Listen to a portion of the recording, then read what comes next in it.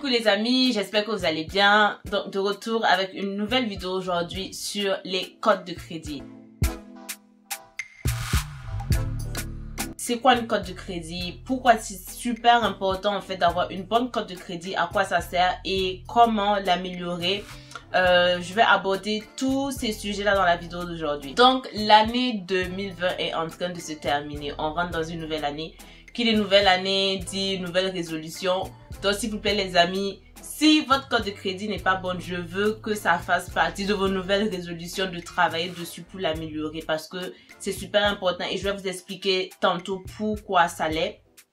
En fait, c'est quoi une cote de crédit? C'est une cote qui vous est attribuée et qui détermine en fait si vous êtes un bon emprunteur ou pas. Si vous savez gérer votre dette, si vous faites vos paiements à temps, des choses comme ça. Donc, typiquement, ce qui se passe quand vous voulez accéder à un prêt, vous voulez appliquer pour un prêt ou pour une carte de crédit ou disons un prêt pour s'acheter une voiture ou une hypothèque par exemple.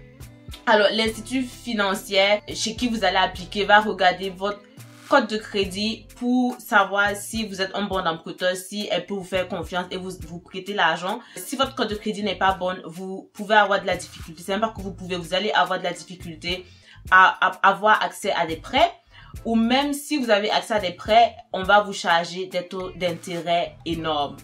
D'où en fait l'importance d'avoir une bonne cote de crédit. Ça peut aussi affecter votre capacité à louer un appartement. J'en ai même parlé dans une de mes vidéos. J'ai une amie qui a eu de la difficulté. Franchement, à cause de sa cote de crédit, elle a failli ne pas pouvoir louer un appartement à Toronto. C'est pour vous dire en fait.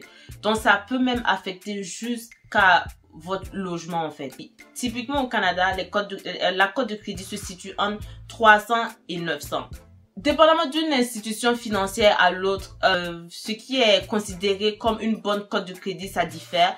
Mais de façon générale, une bonne cote de crédit, c'est une cote qui est située entre 670 et 740. Quand c'est en dessous de 580, ça veut dire que c'est pas bon. Donc, si vous avez votre cote de crédit qui est située en bas de 580, c'est pas du tout bon. C'est très mauvais signe. Il faut commencer à travailler dessus pour l'améliorer. Parce que ça va vous créer des problèmes plus tard. Là, maintenant, je vais rentrer dans le vif du sujet. Donc, je vais vous dire comment améliorer votre cote de crédit en 4 étapes. Alors, la première étape, bien sûr, c'est de déterminer quel est votre cote de crédit. Parce que comment vous voulez trouver une solution à un problème si vous savez même pas qu'il y a un problème? Il y a des compagnies qui, en fait, qui peuvent déterminer votre code de crédit pour vous. Il y a TransUnion, il y a Equifax. Il y a des frais à payer, mais c'est pas des frais élevés. Ça vaut la peine de le faire pour savoir justement où est-ce que vous vous situez. Je sais qu'il y a certaines banques qui donnent accès à leurs services sans que vous payiez des frais. Je sais par exemple que RBC et Scotiabank, j'ai des comptes dans ces deux banques-là. Et quand je me connecte en ligne, j'ai la capacité de voir ma cote de crédit à travers TransUnion. Donc, ils ont un partenariat. Je pense que c'est Scotiabank qui a un partenariat avec TransUnion et RBC. Bon, en tout cas, c'est entre TransUnion et Equifax. Mais en tout cas, ils ont un partenariat avec une de ces deux compagnies-là. Donc, vous avez accès à votre cote de crédit sans avoir déboursé de l'argent. Donc, ça vaut la peine de regarder. Si vous avez un compte bancaire avec ces compagnies-là, prenez la peine de regarder en ligne pour savoir est-ce que vous avez accès à votre code de crédit. Donc, première chose importante à faire, c'est de savoir c'est quoi votre code de crédit, où est-ce que vous vous situez en fait. De façon générale, en tout cas, vous voulez que votre code soit le plus élevé possible. La deuxième étape, c'est de commencer à utiliser du crédit. Donc, pour bâtir votre code de crédit, il faut utiliser du crédit pour bien sûr bâtir un historique de crédit. Je sais que les gens ont vraiment peur des cartes de crédit, tout ça, donc ils sont super réticents. J'ai déjà expliqué plusieurs fois et je l'ai même dit à une amie il n'y a pas si longtemps que ça. Utiliser du cash en fait, ça ne vous procure aucun avantage. Parce que très souvent, les cartes de crédit sont rattachées à des récompenses. J'ai parlé des cartes de crédit, j'ai fait une vidéo dessus. Il y a des cartes de crédit qui offrent des points récompenses. Donc, le plus que vous utilisez cette carte-là, le plus que vous accumulez de points. Et vous pouvez utiliser ces points-là pour faire des achats plus tard. Moi, je parlais à une amie il n'y a pas longtemps. Je lui disais, avec mes cartes de crédit, je pense que j'en ai 4 ou 5. J'ai accumulé tellement de points que je pouvais même m'acheter un iPad. Et il allait même me rester des points pour faire d'autres achats. C'est pour vous dire, Et il y a ça, il y a d'autres sortes de cartes de crédit aussi. C'est que quand vous faites un achat, il y a un petit pourcentage de l'achat que vous avez effectué qui vous revient. Donc, vous voyez qu'il y a plus d'avantages à utiliser votre carte de crédit. En plus que ça va vous aider à bâtir votre code de crédit. Donc, n'utilisez pas votre cash, n'utilisez pas le cash, n'utilisez pas votre carte de débit parce que ça ne vous procure aucun avantage. Prenez l'habitude d'utiliser votre carte de crédit.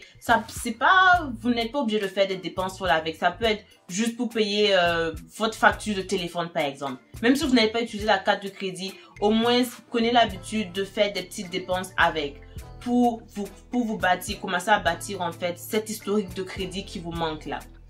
La troisième étape, ça serait vraiment utiliser votre crédit prudemment. Je ne le dirai jamais assez. Utilisez votre crédit prudemment. Ne dépensez pas de l'argent que vous n'avez pas. Je le répète. Ne dépensez pas de l'argent que vous n'avez pas. J'espère que vous avez bien compris. Quand je dis utilisez votre carte de crédit prudemment, c'est vraiment trois choses essentielles ici que je veux que vous reteniez. Comme je l'ai dit tantôt, n'utilisez pas de l'argent que vous n'avez pas. Ça veut dire n'allez pas faire de grosses dépenses alors que vous savez qu'en temps normal, sans la carte de crédit, vous n'aurez pas pu faire ces dépenses-là. Deuxièmement, quand vous dépensez, s'il vous plaît, faites vos paiements à temps. Même si vous n'avez pas le solde entier pour pouvoir rembourser, pour pouvoir faire le remboursement total, faites le paiement minimum. Parce que si vous ne faites pas vos paiements à temps, non seulement ça affecte négativement votre code de crédit, mais en plus de ça, vous payez des pénalités. Troisièmement, n'utilisez pas plus de 30% de votre limite de crédit. Et c'est pour ça, c'est extrêmement important de ne jamais faire baisser sa limite de crédit. C'est l'erreur que beaucoup de gens commettent. Et c'est l'erreur que mon ami qui cherche à faire un prêt pour s'acheter une voiture, elle a commise. Donc, les gens pensent qu'en diminuant la limite de crédit, ça va les empêcher de dépenser plus. Alors que non. Franchement, vous pouvez même avoir une carte de crédit de 20 000 $ et vous pouvez vous donner le but de ne dépenser que 1 000 $ par mois. Donc, la limite de crédit n'affecte en rien votre envie en fait de dépenser. C'est vraiment, tout est dans la tête en fait. Ça dépend des buts et des objectifs que vous vous fixez. Maintenant, je vais vous expliquer pourquoi c'est pas une bonne chose en fait de diminuer sa limite de crédit. Et c'est relié au fait qu'il ne faut pas utiliser plus de 30% de sa limite de crédit. Parce que quand vous dépassez ça, en fait, ça affecte négativement votre code de crédit. Donc, imaginez que vous avez une carte de crédit d'une limite de 5 000 $ et que vous avez utilisé, disons, 1 000 $ sur cette carte de crédit-là. Donc là, vous voyez que votre taux d'utilisation est juste de 20%. Ça ne va pas affecter négativement votre code. On est toujours en bas du 30%. Alors que si vous vous levez, vous dites, ah, bon, moi, je vais diminuer la limite de ma crédit. Comme ça va m'empêcher de dépenser moins. Donc, disons que vous ramenez ça à 2 000 $. Tout d'un coup, le 1 000 $ constitue 50% de la limite de crédit, ce qui est grave. C'est pas du tout une bonne chose. Donc, ça affecte négativement votre code de crédit. Moi, je le dis franchement, si vous pouvez, même si vous êtes préapprouvé pour augmenter votre limite de crédit, faites-le. Ça ne veut pas dire que vous allez dépenser plus. C'est vraiment pour arranger votre code de crédit. Hier seulement, j'ai été préapprouvé pour 2 000 $ pour augmenter ma limite. Je l'ai fait parce que je sais que ça va affecter positivement ma code de crédit. De toutes les façons, c'est pas parce que j'ai une plus grande limite que je vais dépenser plus en fait. C'est comme j'ai dit, tout est dans la tête. Donc, si vous décidez que par mois, c'est telle somme que vous voulez dépenser, vous allez rester à cette somme-là, quelle que soit la limite de la carte de crédit. Donc, faites vraiment attention. C'est une erreur que beaucoup de gens commettent, surtout les étudiants. Mais c'est pas une bonne chose en fait, parce que ça vous affecte négativement. Donc, évitez de faire ça. Et si par hasard, disons que vous n'avez pas l'argent pour pouvoir rembourser votre solde, disons que vous n'avez même pas l'argent pour faire le minimum, prenez la peine d'appeler la compagnie pour leur expliquer votre problème. Parce que des fois, ils peuvent vous apporter des solutions ou des alternatives. Je sais que ça m'est arrivé de switcher ma carte de crédit pour une carte de crédit à taux d'intérêt moindre. Ça, c'est une possibilité. Par exemple, si vous payez trop d'intérêt sur votre carte de crédit, vous avez une balance énorme et vous n'arrivez pas à repayer le solde, on peut vous proposer de switcher votre carte de crédit à une carte de crédit à taux d'intérêt moindre. Donc, Normalement, les taux d'intérêt, c'est 20%. Mais les taux d'intérêt, les cartes de crédit à taux d'intérêt plus faible, là, ça tourne autour de 10-11%. En tout cas, de mon expérience avec RBC, c'est environ ce pourcentage de taux d'intérêt là. Donc s'il vous plaît, si vous avez des difficultés à repayer vos prêts, vos dettes, votre carte de crédit, whatever, appelez la compagnie, l'institut financier avec qui vous faites affaire et expliquez-leur votre problème et ils seront peut-être en mesure de vous accommoder, même s'ils vont rallonger le délai pour repayer le solde, je sais pas, comme je l'ai dit tantôt, switcher la carte de crédit. En tout cas, ils vont pouvoir trouver une solution pour vous. Donc, s'il vous plaît, faites-le. Alors, la quatrième étape pour bâtir une bonne carte de crédit, je dirais, c'est de garder votre compte de crédit le plus longtemps possible. Disons que vous avez deux cartes de crédit. Une carte qui est vieille de 5 ans et l'autre est vieille de 1 année. C'est celle de 5 ans là qui va affecter le plus votre carte de crédit en fait. Donc si vous l'annulez, ça affecte négativement votre carte de crédit parce que automatiquement, on a accès à un historique beaucoup plus petit, celui d'1 année. Vous comprenez? C'est toujours bien de garder votre carte de crédit la plus vieille, la plus ancienne. Je parle des cartes de crédit parce que c'est l'exemple la plus commune. Tout le monde a accès aux cartes de crédit. Donc, c'est vraiment l'exemple que je prends. Mais ça pourrait être tout autre crédit, tout autre compte de crédit que vous avez. Voilà, disons que même vous avez une carte de crédit que vous n'utilisez pas, dont vous n'avez pas besoin. Gardez-la quand même. Et même si vous allez faire en sorte de payer, je sais pas, votre facture de téléphone dessus, faites-le. Par exemple, encore, je vais prendre mon exemple, RBC. Alors, j'ai toujours ma carte de crédit chez RBC. Je ne suis plus chez RBC. Je ne fais rien là-bas. Mais j'ai gardé ma carte de crédit parce que c'est celle qui est la plus vieille en fait. Parce que je sais que si je l'annule, ça va affecter négativement ma carte de crédit. Donc, ce que j'ai fait, à RBC, quand vous avez une carte de crédit, vous avez un compte chèque et vous ouvrez un CELI et vous contribuez 50 $ par mois au CELI. Vous ne payez pas de frais mensuels. D'ailleurs, il faut que je me renseigne pour voir si je paye des taux d'intérêt sur ma carte de crédit. Ça m'étonnerait. Je ne pense pas que je paye des taux d'intérêt, mais je sais que je ne paye pas de frais mensuels sur mon compte chèque. Parce que vous payez des frais mensuels sur vos comptes chèques si vous n'êtes pas étudiant en fait. En général, c'est les étudiants qui ne payent pas de frais mensuels. Ça dépend des programmes, ça dépend des banques. Mais en général, vous allez payer des frais mensuels. Donc, essayez de vous renseigner comme ça avec la compagnie chez laquelle vous détenez la carte de crédit. Appelez-leur pour dire, écoutez, bon, moi j'ai une carte de crédit chez vous, je ne l'utilise pas trop. Comment est-ce que je peux faire pour ne pas payer de frais mensuels dessus ou de frais annuels sur la carte de crédit? Et on va vous expliquer ce que vous pouvez faire.